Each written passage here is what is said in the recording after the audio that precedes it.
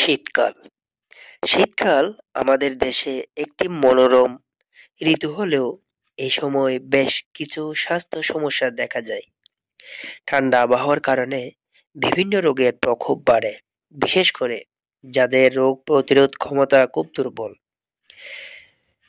আজকের এই রিপোর্টটি শীতকালীন বিভিন্ন রোগ এবং সেগুলোর ঘরোয়া চিকিৎসা নিয়ে আলোচনা করব।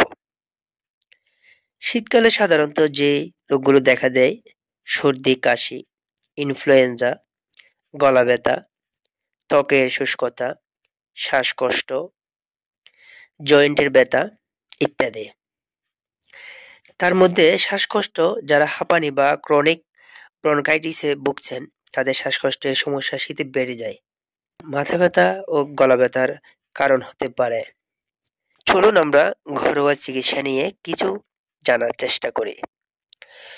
সর্দি, কাশি ও গলা ব্যথার জন্য আদা ও মধুর মিশ্রণ গলা ব্যথা ও কাশির জন্য খুবই উপকারী। লবণ পানিতে গার্গল করলে গলা ব্যথা দূর হয়। এটা আমার প্র্যাকটিক্যাল জ্ঞান। অনেক সময় টনসিল, গলা ব্যথার সময়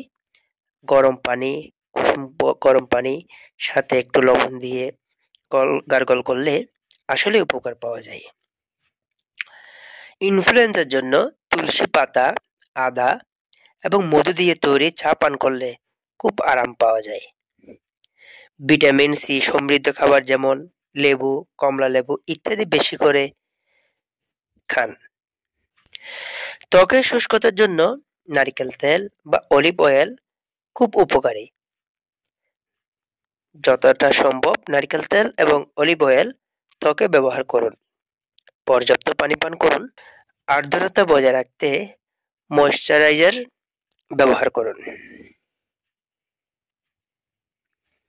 4 নম্বর, শ্বাসকষ্ট। ঘর গরম করে রাখুন। ধুলাবালি মুক্ত রাখার চেষ্টা করুন। ধুলাবালিতে কম বের হবেন এবং বের হওয়ার সময় অবশ্যই মাস্ক পরিধান করবেন। গরম পানির ভাপ নিলেই শ্বাসকষ্ট কমে, একটু আরাম পাওয়া যায়। জয়েন্টের ব্যথার জন্য কি করবেন?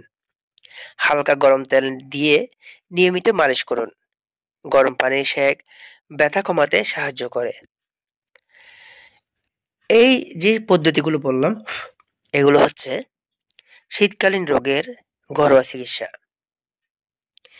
কিছু প্রতিরোধমূলক ব্যবস্থাও আমাদের গ্রহণ করতে হবে, যেমন পর্যাপ্ত গরম কাপড় পরিধান করা, স্বাস্থ্যকর খাবার খাওয়া এবং শরীর চর্চা করা, পরিষ্কার পরিচ্ছন্নতা বজায় রাখা, পর্যাপ্ত বিশ্রাম এবং ঘুম নিশ্চিত করা।